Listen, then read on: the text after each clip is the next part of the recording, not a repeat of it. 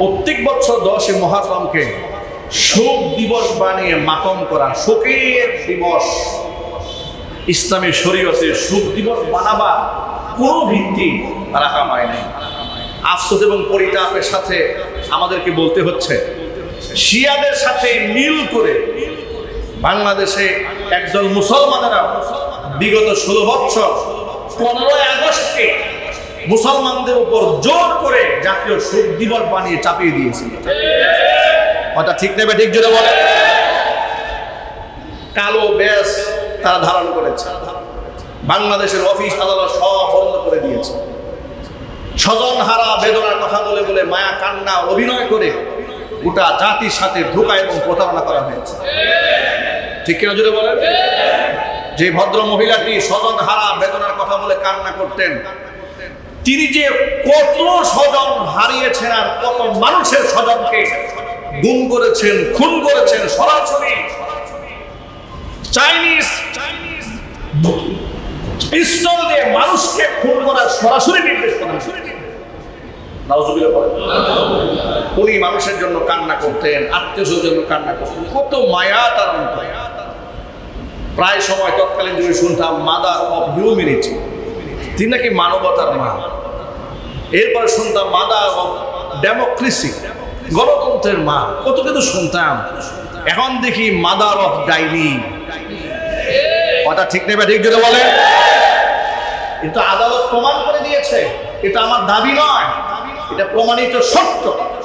মানুষকে খুন করার নির্দেশ তিনি দিয়েছিলেন, আর তিনি আবার জোরপূর্বক 15 আগস্টকে জাতীয় শোক দিবস বানিয়ে গোটা বাংলাদেশের লোকেরা দুঃখিত হতে চায় না, কাঁদতে চায় না। কাঁদো বাঙালি কাঁদো, জোর করেই কাঁদাবে, জোর করে হাসাবে, আইন করে দিয়েছিল। কথা ঠিক নেবে? ঠিক জোরে বলেন।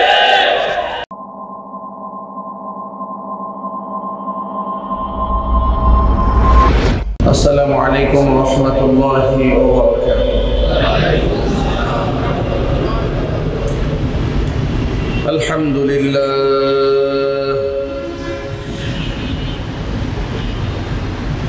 আলহামদুলিল্লাহ নাহমাদুহু ওয়া নাস্তাঈনুহু ওয়া নাস্তাগফিরুহু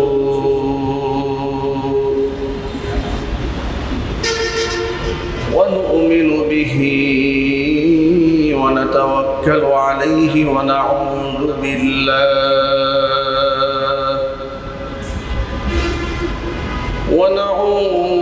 বিল্লাহি মিন شرور أنفسنا ومن سيئات أعمالنا من يهده الله فلا مضل له ومن يضلله فلا هادي له ونشهد أن لا إله إلا الله وحده لا شريك له ونشهد أن سيدنا ونبينا وحبيبنا وشفيعنا ومولانا محمدا عبده ورسوله الذي أرسله بالحق بشيرا ونذيرا وداعيا إلى الله بإذنه وسراجا منيرا أما بعد فأعوذ بالله من الشيطان الرجيم بسم الله الرحمن الرحيم إن الله وملائكته يصلون على النبي يا أيها الذين آمنوا صلوا عليه وسلموا تسليما اللهم صل على محمد محمد وعلى آل محمد كما صليت على إبراهيم وعلى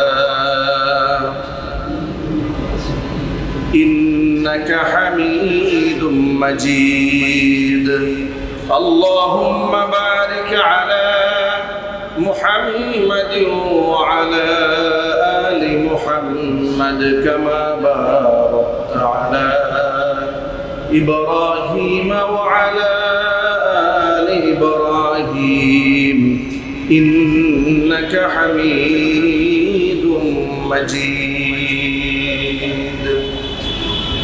মহান আল্লাহ রাব্বুল আলামিনের দরবারে আলে শানে লাখ কোটি শুকরিয়া আদায় করছি যে মহান মনিব তার মহান হুকুম জুমার নামাজ আদায় করার লক্ষ্যে আমাদেরকে যথাসময়ে তার ঘরে উপস্থিত হওয়ার তৌফিক দান করেছেন। হৃদয়ের সবটুকুন ভালোবাসা উজাড় করে শ্রদ্ধা জড়িত কণ্ঠে মহান মনিবের শেখানো ভাষায় শুকরিয়া আদায় করছি। জবান ছেড়ে দিয়ে সকলে একযোগে বলছি আলহামদুলিল্লাহ। রব্বানা লাকাল হামদ হামদান কাসীরা তাইয়িবান মুবারাকান ফীহি ইয়া রাব্বি লাকাল হামদু কামা ইয়ানবাগি লিজালালি ওয়াজহিকা ওয়া আযীমি সুলতানিকা। আল্লাহ তাআলা আমাদের জুমার নামাজকে কবুল করুন, আমাদের জিন্দেগির গুনার খাতা আল্লাহ তাআলা মাফ করে দিন। কাল হাসরের কঠিন ময়দানে আজকের ইবাদত আল্লাহ তাআলা আমাদের সকলের নাজাতের জরিয়া হিসেবে কবুল করুন। হাজী মোহর খান ওয়াকফ এস্টেট কেন্দ্রীয় জামে মসজিদকে আল্লাহ তাআলা কিয়ামত পর্যন্ত কবুল করুন। মোহর খানের কবরে আযাব আল্লাহ তাআলা কিয়ামত পর্যন্ত বন্ধ করে দিন। তার মারহুম সকল আত্মীয় স্বজনের কবরে আযাব আল্লাহ তাআলা কিয়ামত পর্যন্ত বন্ধ করে দিন। সকলের ঠিকানা জান্নাতুল ফিরদাউস বানায় দেন। যদি বলুন আমিন। ইসলাম একটি পরিপূর্ণ জীবন দর্শন আমাদেরকে উপহার দিয়েছে। ইসলাম মানুষের হাসি, মানুষের কান্না, মানুষের দুঃখ, মানুষের বেদনা সব কিছুকে মূল্যায়ন করেছে। ইসলাম হচ্ছে দ্বীনুল ফিতরা, মানে স্বভাবজাত ধর্ম। ইসলাম মানুষকে একটা স্বভাবজাত দ্বীন উপহার দিয়েছে, আদর্শ উপহার দিয়েছে। ইসলামের এমন কোনো বিধান এরকম নাই যে বিধানগুলো পালন করলে তিনি সামাজিকভাবে ক্ষতিগ্রস্ত হবেন, মানসিকভাবে বিকারগ্রস্ত হবেন, কিংবা শারীরিকভাবে তিনি বড় ধরনের কোনো ক্ষতির সম্মুখীন হবেন, কিংবা স্থায়ী কিংবা অস্থায়ী ক্ষতির সম্মুখীন হবেন, এমন কিছুই হবে না। দ্বীনুল ফিতরা, এক স্বভাবজাত ধর্মের নাম হচ্ছে ইসলাম। এমন একটি দিন আল্লাহ আমাদের উপহার দিয়েছেন। আপনারা কি খুশি নেবে যা? একটু জোর আওয়াজে বলছি আলহামদুলিল্লাহ। মানুষ সৃষ্টিগতভাবে কখনো রাগান্বিত হবে, কখনো কান্না করবে। মানুষের মধ্যে রাগ আছে, ক্ষোভ আছে, গুসা আছে, মান আছে, অভিমান আছে। এটা কি মানুষের স্রষ্টা আল্লাহ জানেন না? আরো জোরে বলুন। এই জন্য রাগ, গুসা, হাসি, কান্না এগুলো ফিতরাত, কিন্তু সেই ফিতরাতটা যেন স্বভাবজাতের ফিতরাত থেকে ভিন্ন খাতে প্রবাহিত না হয়। মহান রব হাসি কান্নারও মাত্রা দান করেছেন। চিৎকার দেব সুবহানাল্লাহ। প্রসঙ্গক্রমে আপনাদের সামনে এই বিষয়ে কথা এই জন্য আজকে আলোকপাত করব।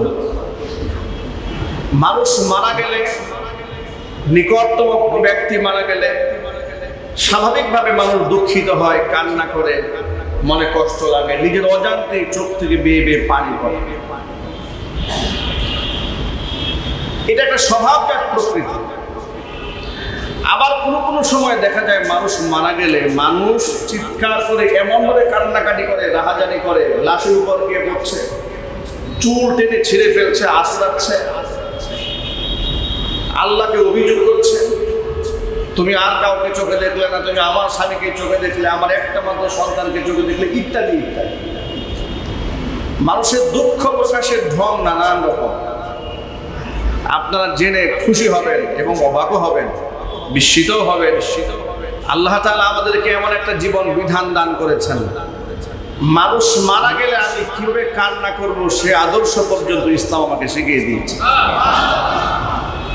যে ইসলাম শিখিয়েছে বাথরুমে যাওয়া থেকে শুরু করে আন্তর্জাতিক পর্যায়ে বিশ্ব পরিমণ্ডলে সিদ্ধান্ত কি গ্রহণ করতে হবে সব ইসলাম শিখিয়েছে। সুবহানাল্লাহ বলেন। কিন্তু আফসোস, সমাজের মানুষের চিন্তা চেতনা হচ্ছে ইসলাম হচ্ছে শুধু নামাজ, রোজা, হজ, যাকাত, ইসলাম শেষ। এতটুকু ইসলাম? ইসলাম গোটা জিন্দেগিতে ইসলাম। সুবহানাল্লাহ বলেন। আপনাদের সামনে এই বিষয়টি আজকে সিলেক্ট করার কারণ বলি, 10ই মুহররম পৃথিবীর ইতিহাসে এক স্মরণীয় ঐতিহাসিক দিন। 10ই মুহররম হচ্ছে সেই দিন যেদিন আদম আলাইহিস সালাতু ওয়াস সালামকে আল্লাহ তাআলা জান্নাত থেকে দুনিয়াতে পাঠিয়ে দিয়েছিলেন। 10ই মুহররম হচ্ছে সেই দিন মা হাওয়া আলাইহিস সালাতু ওয়াস সালামের সাথে বাবা আদম আলাইহিস সালাতু ওয়াস সালাম আরাফার ময়দানে যেদিন মিলিত হয়েছিলেন, 10ই মুহররম হচ্ছে সেই দিন। কাকতালীয়ভাবে এই দিনটি বড় ঐতিহাসিক। 10ই মুহররম হচ্ছে সেই দিন বনী ইসরাঈলদেরকে সাথে নিয়ে নবী মূসা কালিমুল্লাহ ফেরাউনের নির্যাতন থেকে সমুদ্র পার হয়ে যখন পাড়ি দিয়ে উপরে নিরাপদ বাসস্থানে চলে গিয়েছিলেন, সেই দিনটাও ছিল 10ই মুহররম। আল্লাহু আকবার। এভাবে 10ই মুহররমের গুরুত্ব অপরিসীম। এই জন্য সেই দিন রোজা রাখতে হবে। নবী করিম সাল্লাল্লাহু আলাইহি ওয়াসাল্লাম এই রোজার অনেক ফজিলত বর্ণনা করেছেন। নবী করিম সাল্লাল্লাহু আলাইহি ওয়াসাল্লাম হিজরত করে মক্কা ছেড়ে মদিনায় গেলেন। যাওয়ার পরে গিয়ে দেখেন যে ইহুদিরা এই দিনে রোজা রাখতেছে। হুজুর জিজ্ঞেস করলেন ইহুদিদেরকে, ব্যাপারটা কি, তোমরা এই দিন রোজা রাখো কেন? তারা বললো, হ্যাঁ ইয়াউমুন আযীম, এটা একটা মহান দিন, এই জন্য রোজা রাখি। কেন মহান দিন? তারা জবাবে বলল, এটা হচ্ছে সেই দিন যেদিন আল্লাহ রাব্বুল আলামিন আমাদের নবী মূসা কালিমুল্লাহকে ফেরাউনের চক্রান্ত থেকে, নির্যাতনের কবল থেকে রক্ষা করেছিলেন, নাজাত দিয়েছিলেন। ফেরাউনকে পানির মধ্যে চুপনি খাইয়ে বানিয়েছিলেন। পক্ষান্তরে আল্লাহ তাআলা নবী মূসা কালিমুল্লাহকে তার সদল বলে বাঁচিয়ে দিয়েছিলেন। নবী মূসা কালিমুল্লাহ এবং তার উম্মাহ শুকরিয়া আদায় করে এই দিনে রোজা রেখেছিলেন। সুতরাং আমরা তার উম্মত রোজা রাখি। নবী করিম সাল্লাল্লাহু আলাইহি সাল্লাম বললেন, তোমরা যদি তার স্মরণে রোজা রাখো তাহলে ফানাহনু আহাক্কু, আমরা তো রোজা রাখার ব্যাপারে বেশি হকদার। তখন থেকে নবী করিম সাল্লাল্লাহু আলাইহি সাল্লাম 10ই মুহররম রোজা রাখলেন। সাথে সাথে বললেন, এর সাথে ইহুদিদের সাথে যেন না মিলে যায়, তার সাথে একদিন আগে 9ই মুহররম অথবা 11ই মুহররম 10-এর সাথে অ্যাড করে তোমরা 2 দিন রোজা রাখবে। জোরে বলেন সুবহানাল্লাহ। হাদিস দ্বারা প্রমাণ হয় এই দিনের আমল হচ্ছে রোজা রাখা, এই দিনের আমল হচ্ছে দান এবং সদকা করা, এই দিনের আমল হচ্ছে প্রচুর পরিমাণ আল্লাহর কাছে ইস্তেগফার পাঠ করা। দুঃখজনকভাবে আমরা লক্ষ্য করেছি গত 10ই মুহররমে বাংলাদেশের শিয়া সম্প্রদায়ের লোকেরা বিভিন্ন জায়গায় তাজিয়া মিছিল করেছে, যেখানে তাজিয়া মিছিল করার কোনো ভিত্তি শরীয়তে নাই। বুক চাপড়ানো, গায়ের মধ্যে আঘাত করা, ধারালো তরোয়ার দিয়ে পিঠের মধ্যে আঘাত করা, পিঠকে রক্তাক্ত ক্ষত বিক্ষত করা, ইসলামের শরীয়তের কোনো ভিত্তি নাই। সম্পূর্ণ বিদাত, সম্পূর্ণ কুসংস্কার, সম্পূর্ণ ভ্রান্ত মতদর্শে বিশ্বাসী মানুষগুলো কাজগুলো করেছে। শিয়া সম্প্রদায়ের লোকেরা কাজটা করলো, সেটা নিয়ে আমি আপনাদেরকে সতর্ক করছি না, কারণ আপনারা কেউ শিয়া সম্প্রদায়ের লোক নয়। তা আপনাদেরকে সামনে কথা বলার উদ্দেশ্যটা কি? আপনাদের সামনে বলার উদ্দেশ্য হচ্ছে, আমরা লক্ষ্য করেছি শিয়া সম্প্রদায়ের ওই তাজিয়া মিছিলে একটা ঘোড়া নামানো হয়েছে। তারা দাবি করেছে এই ঘোড়া হচ্ছে ইমাম হুসাইন রাদিয়াল্লাহু তাআলা আনহু যে ঘোড়ার পিঠে সওয়ার হয়ে এসেছিলেন, এটা হচ্ছে তার সাথে মুসাবাহা করে, এটা হচ্ছে কৃত্রিমভাবে তার সামঞ্জস্য করে ধরে নেওয়া হয়, এটা হচ্ছে হুসাইন রাদিয়াল্লাহু তাআলা আনহুর সেই ঘোড়া। এই ঘোড়ার পায়ে যদি কেউ দুধ ঢালে, যে নিয়তে দুধ ঢালবে তার মনের সব নিয়ত পূর্ণ হয়ে যাবে। একটু যদি বলুন নাউজুবিল্লাহ। এই কাজগুলো শিয়া সম্প্রদায়ের লোকেরা করতো, কিন্তু এই কাজগুলো যে আমাদের সমাজের স্বাভাবিক মুসলমানরা করতো এটা আমার জানা ছিল না। আমি দেখলাম কয়েকদিন আগে সংবাদ মাধ্যমে বোরকা পরা একজন সাধারণ আমাদের সমাজের একটা মুসলিম নারী, তিনি বলছেন আমি মুসলিম, সুন্নি মুসলিম, কিন্তু শিয়া সম্প্রদায়ের এই অনুষ্ঠানে আমি প্রতি বছরই আসি, কারণ আমি ইমাম হুসাইন রাদিয়াল্লাহু তাআলা আনহুর স্মরণে তার মহব্বতে যখন এই ঘোড়ার পায়ে আমি দুধ ঢেলেছিলাম, নিয়ত করেছিলাম আল্লাহ যেন আমাকে সন্তান দান করেন, তো আল্লাহ আমাকে সন্তান দিয়েছেন। আমি সেই শুকরিয়া আদায় করে প্রতি বছর ঘোড়ার পায়ের মধ্যে দুধ ঢালতে আসি। একটু জুড়ে বলতে হবে নাউযুবিল্লাহ। ইন্না শিরকা লাযুলমুন আযীম। শিরক এটা বড় ভয়াবহ একটা গুনাহ। ভাইরা আমার, আকীদা বিশ্বাস একদম পরিষ্কার রাখা উচিত। আল্লাহ রাব্বুল আলামিন আমাদেরকে বার্তা দিয়েছেন, উজিবু দাওয়াতাদ দাঈ ইযা দাআন। বান্দা যখনই আমাকে ডাকে তখনই বান্দার ডাকে আমি সাড়া দিয়ে দেই। ওয়া নাহনু আকরাবু ইলাইহি মিন হাবলিল ওয়ারিদ। মানুষের ঘাড়ের যে মোটা রগ আছে, আমি আল্লাহ তাআলা বান্দার তার চেয়েও বেশি নিকটে অবস্থান করি। চিৎকার দেয়া বলেন সুবহানাল্লাহ। যেখানে আল্লাহ তাআলা আমাদের কাছে এতটা নিকটে, আমাদের শ্বাস প্রশ্বাসের আওয়াজ শুনতে পান। কোরআন বলল ইন্নাল্লাহা লা ইয়াখফা আলাইহি শাইউন ফিল আরদি ওয়ালা ফিস সামা। আসমান জমিনে এমন কিছু নাই যে আমি আল্লাহ তাআলার অগোচরে হয়, এমন কিছু নাই। ওয়ামা মিন দাব্বাতিন ফিল আরদি ইল্লা আলাল্লাহি রিজকুহা। পৃথিবীতে এমন কোনো বিচরণশীল প্রাণী নাই যার রিজকের দায়িত্ব আমি আল্লাহ তাআলা নিজ হাতে গ্রহণ করিনি। এইভাবে কত আয়াত দিয়ে, কত বর্ণনা দিয়ে আল্লাহ বান্দাকে বারবার সবক শুনিয়েছেন, বান্দারে তোর সকল চাহিদা পূরণ করার মালিক আমি আল্লাহ, চাওয়ার যদি কিছু হয় তো আমার কাছেই চাবি। বান্দা দেওয়ার কোনো ক্ষমতা রাখে না, দেওয়ার একমাত্র মালিককে। মুহররমের 10 তারিখে আপনারা ঘোড়ার পায়ে পানি ঢাললেন, ঘোড়া নাকি তার মনের আশা পূরণ করে দিয়েছে। একটু জোরে বলতে হবে নাউযুবিল্লাহ। এই শিরকের সাথে মানুষরা জড়িয়ে যাচ্ছে। আরেকটা কাজ করছে, মুসলিম হয়ে বুঝে কিংবা না বুঝে ধোকায় পড়ে, মানুষের শরীয়তের জ্ঞান নাই, ধর্মের জ্ঞান।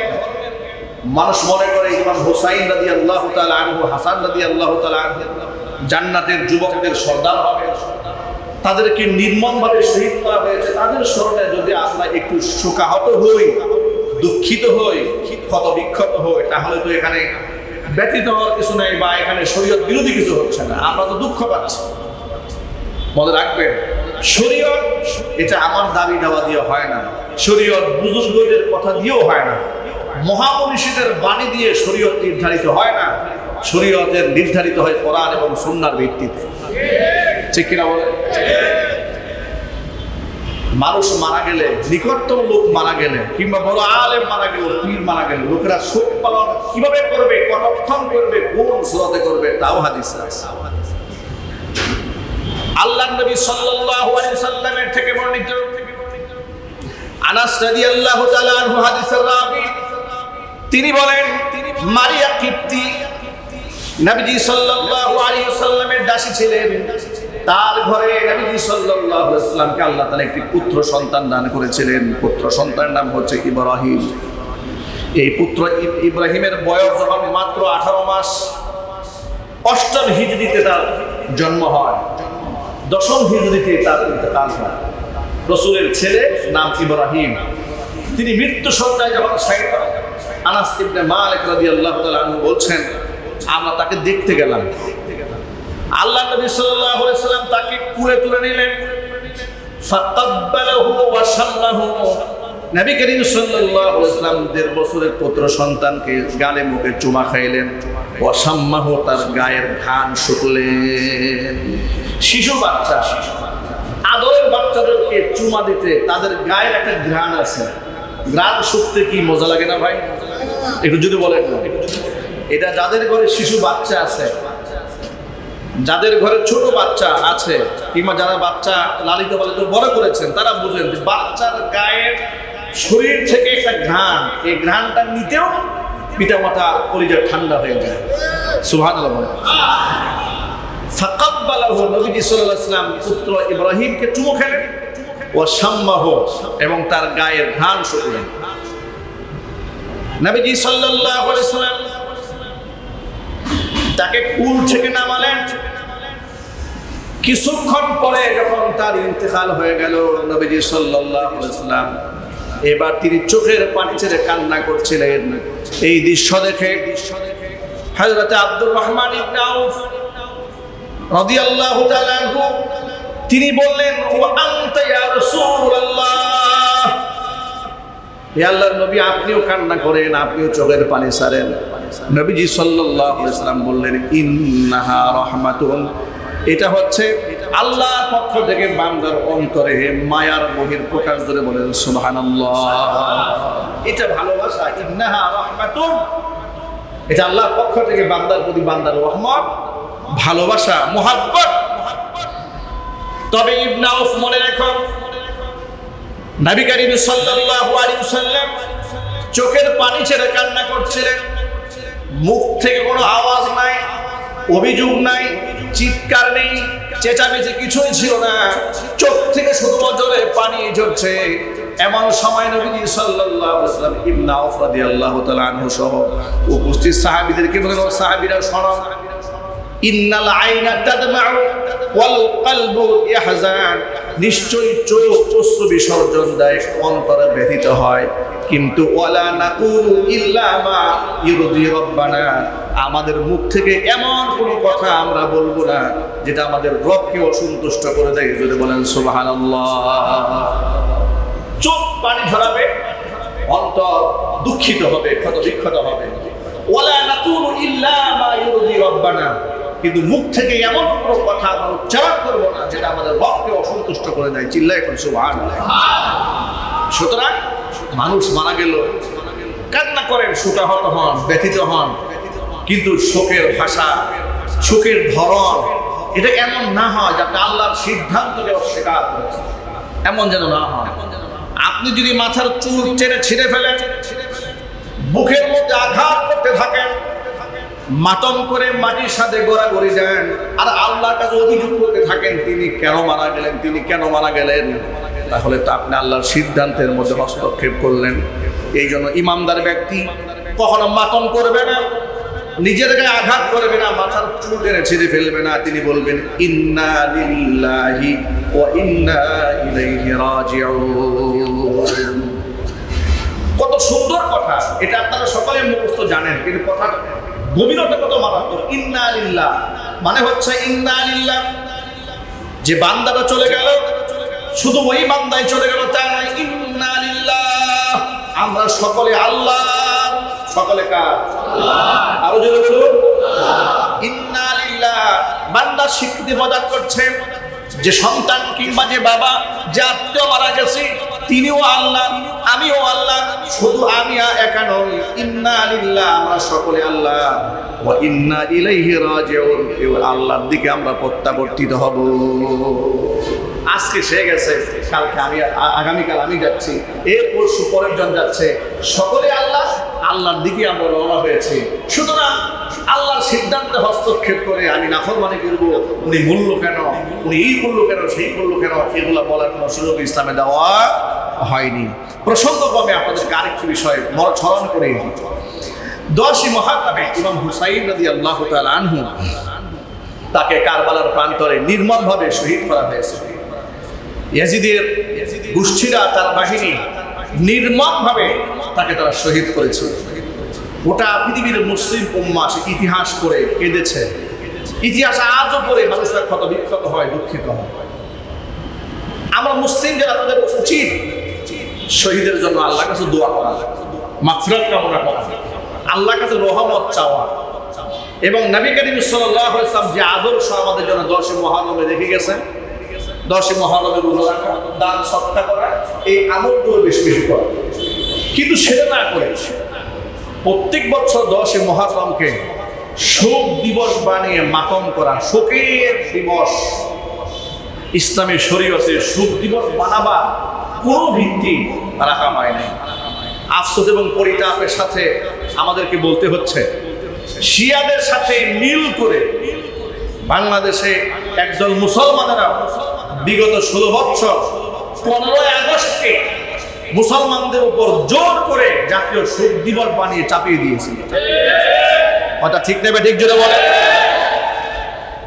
কালো বেশ তারা ধারণ করেছে, বাংলাদেশের অফিস আদালত সব বন্ধ করে দিয়েছে। স্বজন হারা বেদনার কথা বলে বলে মায়া কান্না অভিনয় করে গোটা জাতির সাথে ধোঁকা এবং প্রতারণা করা হয়েছে। ঠিক কিনা জোরে বলেন? যে ভদ্র মহিলাটি স্বজন হারা বেদনার কথা বলে কান্না করতেন, তিনি যে কত স্বজন হারিয়েছেন আর কত মানুষের স্বজনকে গুম করেছেন, খুন করেছেন, সরাসরি চাইনিজ পিস্তল দিয়ে মানুষকে খুন করার সরাসরি নির্দেশ করেন। উনি মানুষের জন্য কান্না করতেন, আত্মীয়র জন্য কান্না করতেন, কত মায়া তার অন্তরে।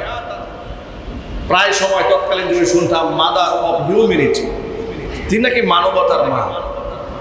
এরপরে শুনতাম মাদার অফ ডেমোক্রেসি, গণতন্ত্রের মা। কত কিছু শুনতাম, এখন দেখি মাদার অফ ডাইনি। কথা ঠিক নেবে, ঠিক যদি বলে।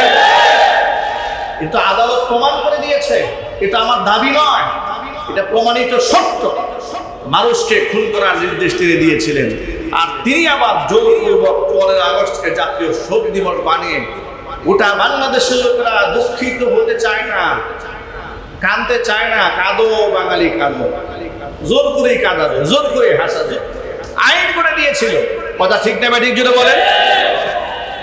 অথচ জাতীয় শোক দিবস বানাবার কোন ভিত্তি ইসলামে নাই, টোটাল হারাম হারাম হারাম। দুঃখজনক বাস্তবতা, তৎকালীন যুগে আলেমরা মুখ ফুটে এ কথাটা ওপেন বলতেও সাহস পায় নাই। কেন? যে আলেম এ কথা বলবে তাকে জঙ্গি বানায় দেবে। কথা বলে রাখা। আমি অনেক প্রোগ্রামে বলেছি, এখনো পর্যন্ত ইউটিউবে আমার এই বক্তব্য রেকর্ড আছে। শোক দিবস জায়েজ নাই। মানুষ যদি মারা যায় তো আপনি কয়দিন শোক পালন করবেন? হাদিস শরীফ থেকে শোনেন, স্বাভাবিকভাবে মানুষের মৃত্যুতে সর্বোচ্চ 3 দিন আপনি শোক পালন করতে পারেন। মা মারা গেল, বাবা মারা গেল, ভাই মারা গেছে, আত্মীয় স্বজন মারা গেছে, স্ত্রী মারা গেছে, আপনি শোক পালন করবেন সর্বোচ্চ 3 দিন। কয়দিন? আরো যদি বলুন। 3 দিনের পরে কোনো শোক নাই। স্বামী মারা গেছে, স্ত্রী 4 মাস 10 দিন তিনি শোক পালন করবেন। কতদিন? 4 মাস 10 দিন স্ত্রী স্বামীর জন্য শোক পালন করবেন। আর সেই শোক কিভাবে পালন করতে হয়? সেই শোক হচ্ছে স্বাভাবিক সাজসজ্জা তিনি গ্রহণ করবেন, নরমাল জীবনযাপন করবেন, স্বাভাবিক খাবার খাবেন। কিন্তু এর অর্থ এই না যে ওনাকে সাদা কাপড় পরে থাকতে হবে, কাফনের কাপড় গায়ে দিয়ে থাকতে হবে, এরপরে নিরামিষ খাইতে হবে, উনি মাছ খাইতে পারবে না, ঘুষ খাইতে পারবে। বিষয়টি এরকম নয়। বিষয়টা হচ্ছে শোক পালন মানে হচ্ছে উনি স্বাভাবিক জীবনযাপন করবেন, সাজসজ্জা করবেন না, রঙ্গলীলা করবেন না, আনন্দ উদযাপন করবেন না। অকারণে নিজের বাড়ির বাহিরে তিনি যাবেন না 4 মাস 10 দিন আনন্দ ফুর্তি করতে। কক্সবাজার ভ্রমণে যাবেন না তিনি, আনন্দ ভ্রমণে যাবেন না তিনি 4 মাস 10 দিন। নারীর জন্য শুধু একমাত্র স্ত্রীর জন্য তার স্বামীর জন্য একজন স্ত্রী মাত্র 4 মাস 10 দিন ইদ্যত পালন করবে এবং সাথে সাথে শোক পালন করবে। আর স্ত্রী মারা গেলে স্বামী পালন করবে মাত্র 3 দিন। কয়দিন? প্রশ্ন হলো, নারী শোক পালন করবে 4 মাস আর স্বামী করবে মাত্র 3 দিন। এটা শুনলে মহিলারা কষ্ট পায়। হে কষ্ট পায়? মহিলারা কষ্ট পায়। হুজুর এটা কোনো কথা হইল যে আমরা মারা গেলে, স্বামীরা মারা গেলে আমরা 4 মাস কষ্ট পাবো, আর আমরা মারা গেলে আমাদের স্বামীরা মাত্র 3 দিনের পরে বিয়ে শাদী করে ফেলবে নাকি? ঘটনা কি এরকম? মূল বক্তব্য হচ্ছে, দেখুন, একজন পুরুষের উপর সামাজিক দায়িত্ব, পারিবারিক দায়িত্ব, রাজনৈতিক দায়িত্ব, অফিস আদালতের দায়িত্ব, কত কিছু থাকে। তিনি যদি 4 মাস শোক পালন করতে থাকেন তাহলে 14 গোষ্ঠী আবার সব জাহান্নামের দিকে রওনা হয়ে যাবে। কথা বলতে হবে, ঠিক কিনা বলে? এর পুরুষ এত লম্বা সময় তিনি শোক পালন করবেন। পক্ষান্তরে নারী তার সাথে সামাজিক দায়বদ্ধ থাকে না, এক নম্বর। দু নম্বর হচ্ছে ইদ্যত পালন তার জন্য অবধারিত হয়ে যায়, কারণ তিনি যে পুরুষের ঘর সংসার করেছেন তার গর্ভে তার সন্তান থাকার সম্ভাবনা থেকেও যেতে পারে। এই জন্য ইসলামী শরীয়তে তার ইদ্যত পালনকে ফরজ করে দিয়েছেন, এটা অবশ্যই তাকে পালন করতে হবে। এর আগে তিনি বিবাহ শাদী করতে পারবেন না, স্বাভাবিক সাজসজ্জাও করতে পারবেন না। শরীয়তের এই মূলনীতির আলোকে এবার আপনারা কি বুঝে নিলেন? স্বামী মারা গেলে স্ত্রী শোক পালন করবে কতদিন? 4 মাস 10 দিন। স্ত্রী মারা গেলে কিংবা অন্য যে কেউ মারা গেলে পুরুষরা কিংবা স্বাভাবিকভাবে মানুষ কতদিন শোক পালন করবে? মাত্র 3 দিন। এরপরে শরীয়তে শোক পালনের কোনো ভিত্তি নাই। শাইখ ইবনে বাজ রাহিমাহুল্লাহ তিনি একই ফতোয়া দিয়েছেন। ইবনে তাইমিয়া রাহিমাহুল্লাহ তার ফতোয়া একই। দারুল দেওবন্দ থেকে একই ফতোয়া দেওয়া হয়েছে। পৃথিবীর সমস্ত ফুকাহারা এই ব্যাপারে একমত, অবশ্যই 3 দিনের উপরে কোনো প্রকারের শোক পালনের বিধান নাই। অথচ গোটা জাতির উপরে 15 আগস্ট জাতীয় শোক দিবস, আর সে তো 15 আগস্ট একদিন ছিল প্রাথমিক পর্যায়ে, পরবর্তীতে পুরা শোকের মাস বানাই ফেলছেন। কথা ঠিক না? ঠিক জুড়ে বলে। প্রথম ছিল একদিন, এরপরে 3 দিন, পরে হয়ে গেছে পুরো আগস্ট মাসটা কিসের মাস? শোকের মাস। কিন্তু সময়ের ব্যবধানে এই অধ্যত্তকারী, এই অহংকারী দাম্ভিকদের পতন আল্লাহ তাআলা ঘটিয়ে দেখিয়ে দিয়েছেন ওই আগস্ট এখন শোকের মাস নয়, এটা বাংলাদেশের মানুষের জন্য আনন্দের মাস হয়েছে। কথা ঠিক না? ঠিক না বলে। কারণ 5 আগস্টে বাংলাদেশ দ্বিতীয়বারের মতো স্বাধীন হয়েছে। আলহামদুলিল্লাহ বলেন, চিল্লায় বলতে হবে আলহামদুলিল্লাহ। এবার মূল কথায় ফিরে আসি। শোক দিবসের নামে কোন দিবস পালন করা মুসলমানদের জন্য জায়েজ নেই, হারাম। মানুষ যদি মারা যায়, মানুষের মৃত্যুর পরে আপনি স্বাভাবিক দোয়া করেন, কোনো অসুবিধা নাই। সারা বছর দোয়া করেন, প্রতি 5 ওয়াক্ত নামাজে দোয়া করেন, তাহাজ্জুদে দোয়া করেন, কোনো বাধা নাই। কিন্তু দিন তারিখ উল্লেখ করে 5 আগস্ট তমুক দিবসকে একটা শোকের দিবস বানায় দিলেন, এরপরে সেই দিবসকে কেন্দ্র করে হঠাৎ করে দোয়ার আয়োজন করলেন, ইসলামী শরীয়তের কোনো ভিত্তি নাই, সব বিদআত হবে। আর বিদআতের ব্যাপারে আল্লাহ নবী সাল্লাল্লাহু আলাইহি ওয়াসাল্লাম বলেছেন, ইয়াকুম ওয়া মুহদাসাতিল উমুর ফাইন্না কুল্লা মুহদাসাতিন বিদআ ওয়া কুল্লা বিদআতিন দালালা ওয়া কুল্লা দালালাতিন ফিন্নার, আও কামা ক্বালা আলাইহিস সালাতু ওয়াস সালাম। নবীজি বলেন, আমাদের ধর্মের মধ্যে কেউ যদি নব আবিষ্কৃত কোনো ইবাদত চালু করে, তাহলে সাবধান, সে আমল থেকে তোমরা অবশ্যই বিরত থাকবে। ফাইন্না কুল্লা মুহদাসাতিন বিদআ, আবিষ্কৃত প্রত্যেকটা আমল দেখতে যতই সুন্দর হোক না কেন সেটাই হচ্ছে বিদআত। আর প্রত্যেকটা বিদআত হচ্ছে গুমরাহি, আর গুমরাহির স্থান হচ্ছে জাহান্নাম। আমরা এমন কিছু করতে চাই না যে আমাদেরকে জাহান্নামে নিয়ে যায়। আল্লাহ নবী সাল্লাল্লাহু আলাইহি ওয়াসাল্লাম একটা হাদিসের মধ্যে বলেছেন, মান আহাদাথা ফি আমরিনা হাযা মা লাইসা মিনহু ফাহুয়া রাদ্দুন। আমাদের ধর্মের মধ্যে যেটা নাই, ধর্মের মধ্যে কেউ যদি নতুন করে চালু করে তাহলে সেটাই পরিত্যক্ত হবে, সেটা পরিত্যাজ্য হয়ে যাবে, সেটা বিদআত হয়ে যাবে। সাহাবায়ে কেরাম, তাবেঈন, তাবে তাবেঈন, তারা কেউ কোনোদিন আত্মীয় স্বজনের জন্য বছরে একটা দিবস বানায় দোয়া করেন নাই। এই রসম রেওয়াজ কিন্তু আমাদের সমাজের মধ্যে এখন অনেক দিনদার পরিবারের মধ্যেও আছে। আছে না নাই? যদি বলে হুজুর, এটা আমার বাবার মৃত্যু বার্ষিকী, এটা আমার মায়ের মৃত্যু বার্ষিকী, এটা আমার জন্ম বার্ষিকী, এটা হচ্ছে আমাদের মুসলমানি দিবস, এটা হচ্ছে আমাদের বিবাহ দিবস। আর এখন তো ডায়রিয়া, কলেরা দিবস, হাগামোটা দিবস, দিবসের কোনো শেষ নাই। একটা হচ্ছে রাষ্ট্রীয় এমন বিষয় যে বিষয়কে মানুষকে সচেতন করার জন্য কোনো দিবস বানানো হয়েছে, কিন্তু সেটা ধর্মীয় কালচার হিসেবে গ্রহণ করা হয়নি এবং শরীয়তের কোনো বিধানের সাথে কন্ট্রাডিকশনও নয়। তাহলে সেই বিষয়কে দিবস বানানোতে শরীয়তে অসুবিধা নাই।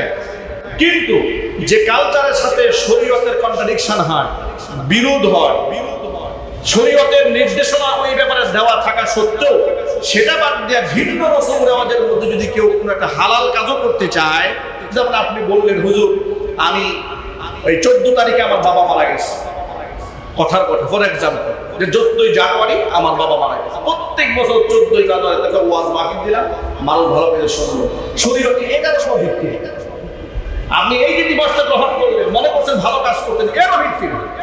আপনি বলবেন তো খারাপ কাজটা কি করেছে, আপনি নাচ গান গাইনি, আমি তো এখানে ডান্স করি নাই, ভালো কাজ তো করেছি।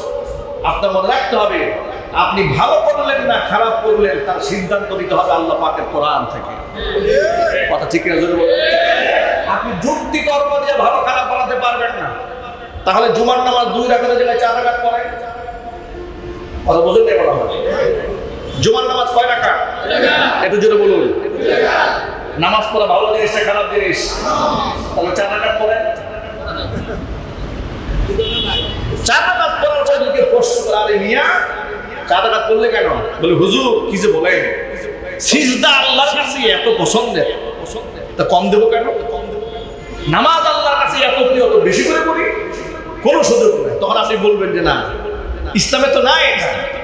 সুতরাং নামাজ যেমন 2 রাকাতের জায়গায় 4 রাকাত পড়া যাবে না, আসর 4 রাকাতের জায়গায় 6 রাকাত পড়া যাবে না, মাগরিব 3 রাকাতের জায়গায় 5 রাকাত পড়া যাবে না, এশা 4 রাকাত ফরজ জায়গায় 6 রাকাত পড়া যাবে না, ফরজ নামাজ ফজরের সময় 2 রাকাতের বেশি 4 রাকাত পড়া যাবে না। সেটা যে কারণে যাবে না, অনুরূপভাবে মৃত্যু বার্ষিকী আর জন্ম বার্ষিকী, ওয়াজ মাহফিল, কোরআন তেলাওয়াত, খাতমে খাজা গান কিংবা কোরআন তেলাওয়াত খতম দেওয়া ঠিক ওই কারণেই যাবে না। শরীয়তে ভিত্তি নাই, অতএব এটা ইসলামে থাকতে পারে না। ইসলামে যা আছে আমাকে তাই করতে হবে। কথাগুলো মনে থাকবে ইনশাআল্লাহ। সারা বছর নামাজ পড়েন, সারা বছর দান করেন, সারা বছর দোয়া করেন, ওই বছরে একদিন দোয়া করবেন আর জীবনের সব দায়িত্ব শেষ মনে করেন, কিন্তু আরেকটা ভণ্ডামি। ঠিক কিনা?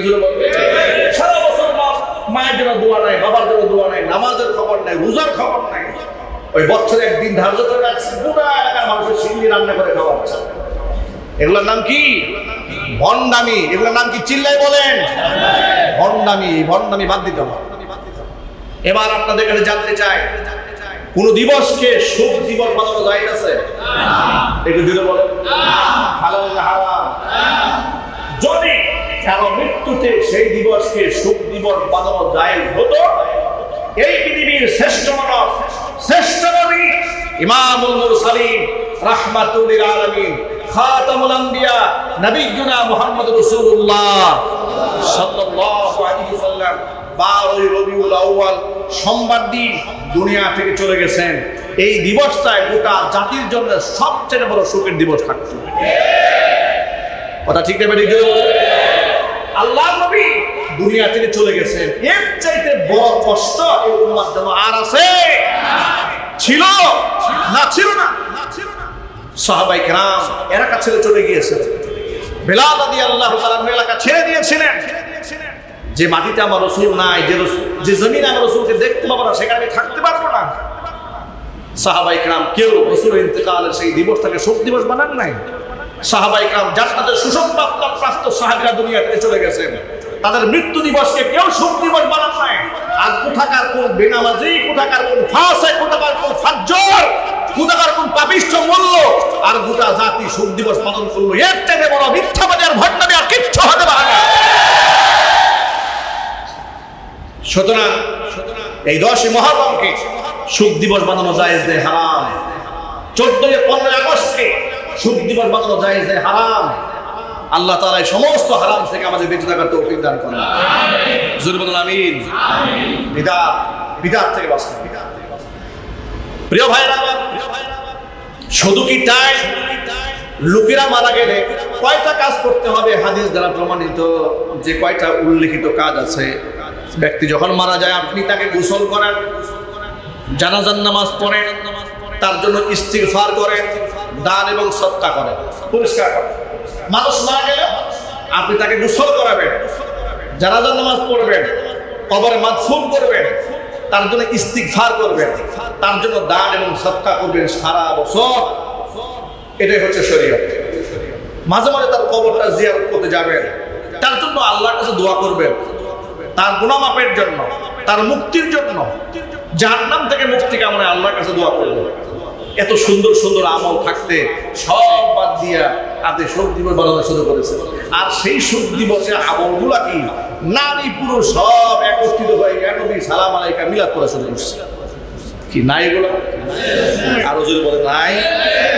আরো মজার ব্যাপার শোনেন, দিয়েছে জাতীয় শোক দিবস উপলক্ষে মিলাদ মাহফিল এবং দোয়া মাহফিল, পিছনের ব্যানারটা মিলাদ মাহফিল দোয়া মাহফিল ব্যানার টানিয়ে মেয়েদেরকে দিয়ে স্টেজের মধ্যে ডান্স করাচ্ছে। এমন অসংখ্য ভিডিও অনলাইনে আছে যা জাহিলি যুগে হয়েছে। জাহিলি যুগ বুঝতে পেরেছেন তো? আওয়ামী জাহিলিয়াতের আমলে, কথা ঠিক না ঠিক বলে, আওয়ামী জাহিলিয়াতের আমলে এগুলা কন্টিনিউ হয়েছে। আর এগুলা অনলাইন সোশ্যাল মিডিয়াতে ঘুরে বেড়াতে। যদি কোনো আলেম ইশারা ইঙ্গিতের প্রতিবাদ জানিয়েছে, তাকে আমার মতো জেল খাটতে হয়েছে। কথা ঠিক না ঠিক বলে? আওয়ামী জাহিলিয়াতের আমলে ওদের কুকর্মের বিরুদ্ধে বোটবাজার কেন্দ্রীয় মসজিদের মিম্বার থেকে কথা বলা হয় নাই? ওদের কুকর্মে শরীয়ত বিরোধী কাজের প্রতিবাদ জানানো হয় নাই? বিনিময়ে কি করতে হয়েছে? আমাকে জেলে যেতে হয়েছে, একাধিক মামলার আসামি আমাকে হতে হয়েছে, আমাকে এলাকা ছাড়তে হয়েছে, আমাকে গাজীপুর ডিস্ট্রিক্ট ছাড়তে হয়েছে। শুধু বাড়ি না, আমাকে শুধু মসজিদ থেকে ওরা দাঁড়িয়েছে তা নয়, যে বাসায় ভাড়া থেকেছে সেখান থেকে ছাড়তে হয়েছে। ঘোষণা করা হয়েছে ওই গাজীপুর ডিস্ট্রিক্টে ওদের ঢুকতে না পারে। অপরাধটা কি? অপরাধ হচ্ছে তাদের শরীয়ত বিরোধী কুকর্মের বিরুদ্ধে আমি বক্তব্য দিয়েছি। আমি মনে করি এটা শুধু আমার একার দায়িত্ব নয়, বাংলাদেশের প্রত্যেকটা জুমা মিম্বার থেকে প্রত্যেকটা আলেম, প্রত্যেকটা খতিবের দায়িত্ব হচ্ছে শরীয়ত বিরোধী কাজ যে করবে তার দাঁত ভাঙা জবাব দেবে। যদি সকল আলেমরা ঐক্যবদ্ধ থাকতে পারত, তাহলে কোনো আলেমকে আর দেশান্তরিত হতে হতো না। ঠিক কিনা বলেন? কিন্তু আজকে যেমন পরিতাপের বিষয়, এক আলেম মাজলুম হলে আরেক আলেম খুশি হয়। কথা বলেন, এক আলেম মাজলুম হলে আরেকজন খুশি হয়, হাত তালি দেয়। এই মিম্বারটা দখল করার জন্য আরেকজন পায়তারা চালায়, তখন আলেমরা মাজলুম হয় বেশি।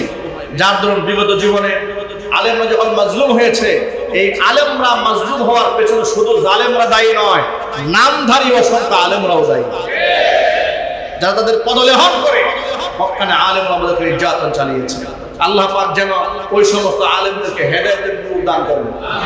আরো চিৎকার দিয়ে কোন আমিন। প্রিয় ভাইরা আমার, আজকে জুমার নামাজের খুতবা থেকে নিশ্চয়ই আপনারা এতটুকু সবক শিখতে পেরেছেন, জাতীয় শোক দিবস বানানো হালাল না হারাম। মুসলমানের জন্য 3 দিনের উপরে শোক পালন করা হালাল না হারাম। স্ত্রীর জন্য স্বামী মারা গেলে 4 মাস 10 দিনের উপরে শোক পালন করা হালাল না হারাম। আর কোন লিডার মারা গেলে শোক পালন করা হালাল। আর চিল্লাই কোন মনে থাকবে ইনশাআল্লাহ। 10ই মুহররমে ইমাম হুসাইন রাদিয়াল্লাহু তাআলা আনহুকে নির্মমভাবে শহীদ করা হয়েছে। এই জন্য শোক দিবস নয়, বরং ইমাম হুসাইন রাদিয়াল্লাহু তাআলা আনহুর প্রতি মহব্বত ভালোবাসা নিয়ে তার জন্য আল্লাহকে দোয়া করতে হবে। এবং তিনি জীবন দিয়েছেন, কিন্তু বাতিলের সাথে মাথা নত করেন নাই, বাতিলের সাথে আঘাত করেন নাই, মাথা নত করে চলেন না। ওই শিক্ষাটাই গ্রহণ করে সমাজে বাস্তবায়ন করেছেন। সাথে সাথে সকল ভাইদেরকে বলছি, ঘোড়ার পায়ে দুধ ঢেলে আল্লাহর কাছে তামান্না করা যে দুধ ঢাললে আমার মনে হয় সন্তান আসবে কিংবা মনের আশা পূরণ হবে, এর চাইতে বড় শিরিক আর কিছু হতে পারে না। দেওয়ার একমাত্র মালিক কে? চাবো কার কাছে? আল্লাহ রাব্বুল আলামিন কথাগুলো বুঝার তৌফিক দান করেন। সকল প্রকার শিরিক থেকে, বেদাত থেকে, কুসংস্কার থেকে আমাদের বেঁচে থাকার তৌফিক দান করেন। আমিন। ওয়া আখিরু দাওয়ানা আনিল হামদুলিল্লাহি রাব্বিল আলামিন।